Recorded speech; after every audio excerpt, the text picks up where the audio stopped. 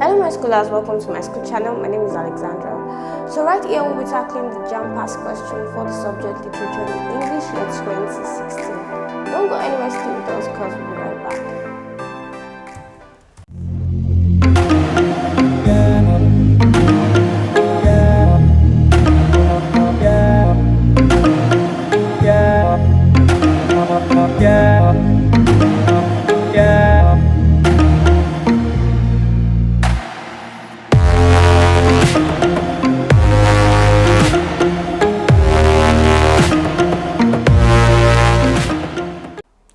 Welcome back to my school channel. So right now we will be tackling question 1 to 20. Let's begin with question 1. Chief, the boys are getting more expensive to handle. They continue to demand for increased pay, and you know what you give for expenses. Please try and look into a possible increase in the overhead allocation. This smuggling racket is becoming too hard to handle, you know, the risks involved. The scene of this conversation in the excerpt above is option A, a street, option B, chief's office, option B, a hotel, option D, the police station. Now the answer to this question is option D, the police station. Okay, so this excerpt is gotten from Frank Ogodo's Harvest of Corruption, one of the literature texts for JAMB. So this statement was made by the Commissioner of Police, and you can find this excerpt in page 20, scene 2. Now, the commissioner made this statement to Chief Adi Amaka in his office, in the Commissioner of Police office at the police headquarters. So generally, we'll conclude that the statement was made right at the police station. So option D is the correct answer to this question. Question 2. The setting of the play is option A, Bosa, option B, Benue, option C, Nasarawa, option D, Jabu. Now the answer to this question is option D, Jabu, and text or the play in this context is Harvest of Corruption by Frank Ogodo. Now we can find the answer to this question in page 2 of this very text. Do not forget that when we are talking about settings, we are talking about the place and the time. So in this regard, we have places in our option, so we'll be settling for place. Now when you look at page 2 of this text, we see Aloha and Ochole conversing. Aloha is surprised to see Ochole in Jabu and this quickly discloses her thoughts. So according to Aloha, she doesn't feel a girl like Ochole should be in Jabu, but should be in Bosa. So we can quickly summarize and conclude that the play is set in Jabu. So option D is the correct answer to this question. Question 3. This question is based on Frank Ogodo Ogbueche's Harvest of Corruption. From its resolution of conflict, the play can be described as being option A, obscene, option B, farcical, option C, comic, option D, didactic. Now the answer to this question is didactic. What is didactic? Didactic is moral lesson. Obscene is something offensive. Farcical is a comic play. Comic, from the word implied, comic something funny. Now the answer is didactic because this play, as the resolution in this play is the harvest of corruption, and the lesson gotten derived from this text is to be free from immoral acts, corruption, or fraud. And if not, you will get to harvest whatever consequences that are attached to it. And we can find this in this text. And we see characters who partake in all of this immoral decadence, reaping the harvest of their corruption. So option D is the correct answer to this question. Question 4. This question is based on Frank Ogbueche's Harvest of Corruption. Aloha is employed as chief's, option A, personal assistant, option B, protocol officer, option C, legal advisor, option D, secretary. Now the answer to this question is protocol officer, and we can find this in Act 3, page 34. Okay, so Aloha is employed as the chief protocol officer. Option B is the correct answer to this question. Question 5. This question is based on Frank Ogodo Ogbueche's Harvest of Corruption.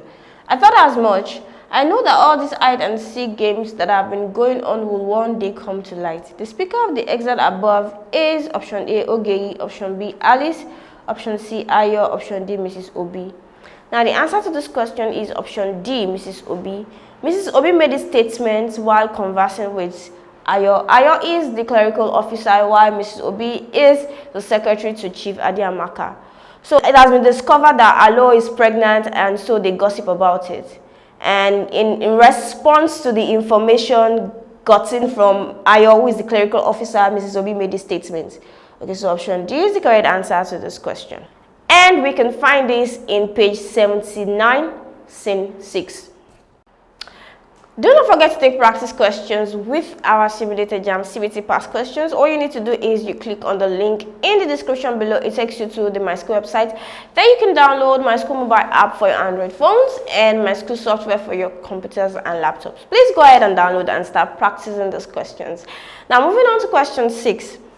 This question is based on William Shakespeare's Othello. The handkerchief that Othello inherits from his mother is made by option A, a female prophet, option B, Desdemona's maid, option C, Othello's mother, option D, Othello's lover. The answer to this question is option A, a female prophet. And we can find the history of the handkerchief in Act 3, Scene 4, page 68 most likely. Now, this is the situation surrounding the existence of the handkerchief. Now, Othello tells us that the handkerchief was given to his mother by an Egyptian woman. Now, this Egyptian woman is said was a charmer. Now, a charmer is one who charms someone, casts a spell, and she has the ability to read people's thoughts. Okay, so she was extraordinary. In this description, she's extraordinary because it's synonymous to a prophetess or a witch, whichever. So she gave the handkerchief to Othello's mother and told her to keep it, and if she keeps it, her husband, which is Othello's father, would love her and desire her. But if she loses it, he would hate her and start looking out to other women. So this handkerchief was given to Othello by his mother, and his mother got it from an Egyptian woman who has extraordinary powers to read people's thoughts and all of that. So the answer synonymous to this description is option A, female prophet. Okay, so option A is the correct answer to this question. I believe you are enjoying this content. If yes, do not forget to hit the like button, click on the subscribe button and tap on the bell notification to get informed as soon as we release the next videos. Question 7. This question is based on William Shakespeare's Othello. The first character in the play to refer to Othello by name is option A, Brabantio, option B, Desdemona, option C, the Duke, option D, Iago. The answer to this question is option C, the Duke, and we can find this in page 15 of this text, Act 1, Scene 3. Now in page 15, Othello says he wants to confess to how he was able to woo Desdemona, and then the Duke says, "Tell us, Othello." So option C is the correct answer to this question. Question 8. This question is based on William Shakespeare's Othello. The hypocritical character in the play is option A, Montano, option B, Iago, option C, Cassio, option D, Rodrigo. The answer to this question is option B, Iago. Now, how do we define hypocrite? Now, these are people who put on false appearances or whose action contradicts what they say. Now, this is a typical definition of Iago's personality. Now, we see in Act 1, Scene 1, in his conversation with Rodrigo, he's obeying Othello rather to take advantage of him, and he's not being loyal or sincere to him either. And we can see in his conversation with Desdemona, after Othello accuses Desdemona of cheating on him, and Desdemona calls on Iago to help her talk to him, he puts on these false appearances like he doesn't know anything about it, and in the actual sense he is the one that orchestrated everything. Okay, so option B is the correct answer to this question. Question 9. This question is based on William Shakespeare's Othello. Othello kills himself with option A, bottle, option B, sword, option C, gun, option D, knife. The answer to this question is option B, sword. Now we can find the answer to this question in Act 5, Scene 2. Now if we read the whole of Act 5, Scene 2, we see him emphasizing the use of sword in his possession during that particular period in which he kills Desdemona, and then afterwards he kills himself. And it is the same sword he used in attempting to kill Iago, but was not successful. He only managed to injure Iago. So the answer to this question is option B, sword. Question 10. This question is based on William Shakespeare's Othello. No faith. She let it drop by negligence, and to the advantage, I, being here, took up. Look, here it is. This speaker of the lines above is option A, Iago, option B, Cassio, option C, Desdemona, option D, Emilia. The answer to this question is option D, Emilia, and we can find this in page 60 of this text, Act 3, Scene 3. Emilia made this statement to her husband, who is Iago, and she was explaining how she got the handkerchief, which she did when Desdemona carelessly dropped it, and she seized the opportunity to take it and give it to Iago. So option D is the correct answer to this question. Question 11. This question is based on Amadakos' Faceless. Othello ignored the two young women plaiting their hair because she didn't want to generate another war with a simple greeting. The image depicted in the lines above is option A, ironic, option B, personification, option C, hyperbolic, option D, metaphoric. The answer to this question is hyperbolic. Hyperbolic simply means exaggeration, but then when we talk about irony, irony is saying the opposite of what you truly mean. Now the answer here is hyperbolic. Why?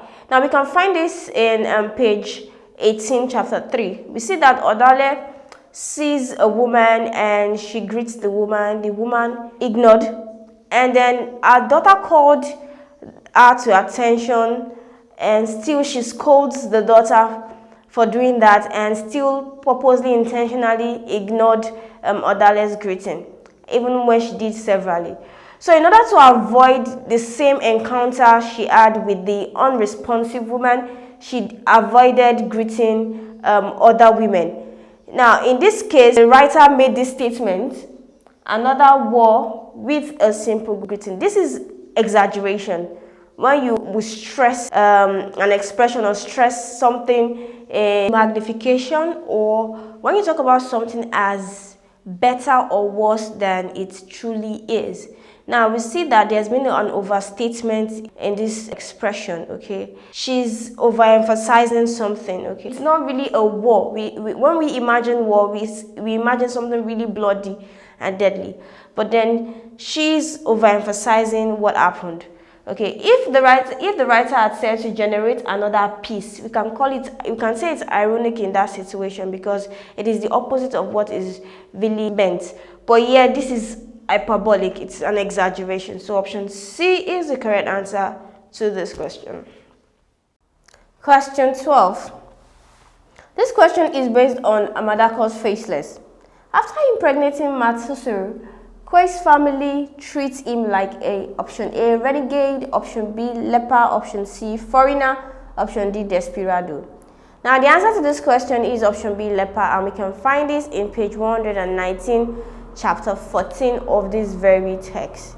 So after Koi impregnates Matsusuru, his family calls him a leper.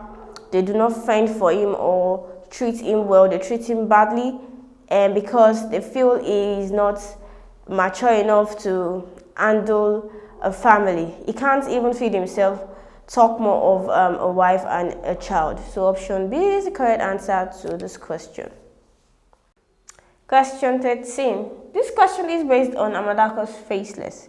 Cabria's second child is option A, Otu, option B, Adade, option C, Esie, option D, Obia. Now the answer to this question is option C, Esie.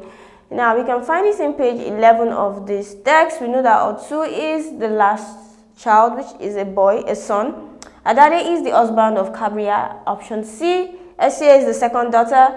Obia is the first daughter. So option C is the correct answer to this question.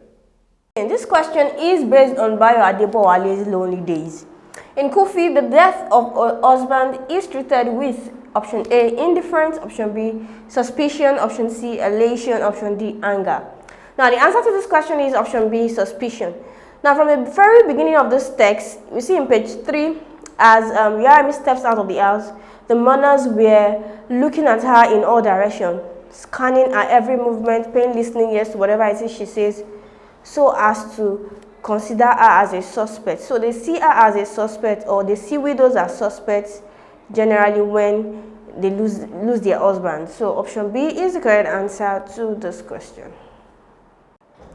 Question 15. This question is based on Bayo Adeboale's Lonely Days. Kufi is a, option A, Christian community, option B, pagan society, option C, Muslim community, option D, traditional society. The answer to this question is traditional society. Now, this text gives examples of different custom and tradition practiced by the Kufi people. For example, the cap ceremony in which widows choose their new husband. So these are ceremonies and these are customs that are peculiar to people, and they are best classified as a traditional society. So option D is the correct answer to this question. Do you have several questions you would like to ask? The good news is you can ask as many questions as possible by using the link provided in the description below. Click on this link, it takes you to the Myschool website. There you can ask as many questions as possible and solutions will be provided to you within a short period of time. Now moving on to question 16. This question is based on Richard Wright's native son. One of the pictures Bigger sees on the pamphlet given to him by Jan is that of a, option A, knife and a sword, option B, knife and gun, option C, hammer and a sickle, option D, machete and a hammer. Now the answer to this question is option C, and we can find this in book 2, page 128, hammer and a sickle.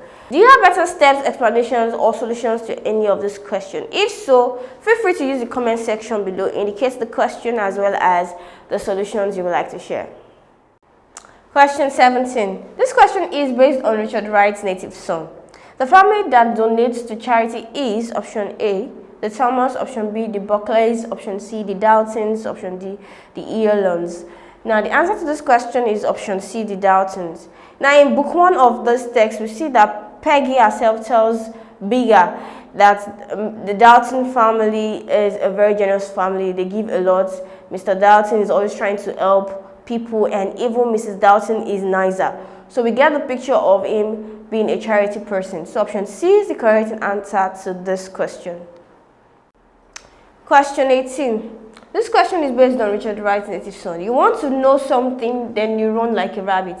The device used in the line above is option A, pun, option B, personification, option C, metaphor, option D, simile. The answer to this question is simile. Simile is a comparison between two things with the use of like or as, and we can see that there's a comparison in this statement, and it's expected to run like a rabbit. So option D is the correct answer to this question. Question 19. This question is based on Richard Wright's native son. According to the novel, Southerners deprived the Negroes of option A, being more educated, option B, accommodation, option C, good job, option D, the right to vote. Now the answer to this question is option C, good jobs. Now in this text, we see that the Negroes were educated, were allowed to go to school. And we see Mr. Dalton donating a lot of money to education sector, and we see an example of Mr. Green, who was a servant in the house, who furthered his education before Bigger was employed. So we see that to an extent the Negroes were educated. Accommodation, the Negroes were provided accommodation, however they were poorly built. They were dilapidated buildings, they were shanty, they were not good enough, they were not standard accommodations, but there was an accommodation, and there was a line discriminating the type of accommodation that they would give out to the blacks. Okay, so good jobs, there were no good jobs for the black. There were no good jobs. All the jobs given to the blacks were menial jobs. They were either servants or shoemakers and all of those things. So option C is the best answer to this question because it is more pronounced in the text. Good jobs were not given to the Negroes, and even when they were given jobs, they were given jobs to be sacked at the end of the day or later on. So option C is the correct answer to this question. Question 20. The title of Herbert the Pulley is an example of option A, fable, option B, euphemism, option C, allegory, option D, symbolism. Now the answer to this question is option D, symbolism. Do not forget that symbolism is the use of expression or a word to represent an idea. Now the title, the pulley, is a machine consisting of a rope and a wheel, a rope tied around a wheel, such that when you pull the rope, the wheel turns. Okay, so the pulley is an instrument to draw something closer, and we imagine God telling us to draw closer to him or wanting us to be closer to him. The poem is about God making man not satisfied with everything he has, so that he can continuously long to be with God and withholding rest from man, so that man can draw closer to him. So that is symbolism. So option D is the correct answer to this question. We've come to the end of this segment, and I believe you enjoyed every bit of it. If so, do not forget to hit the like button, click on the subscribe button, and tap on the bell notification to get informed as soon as we release the next videos.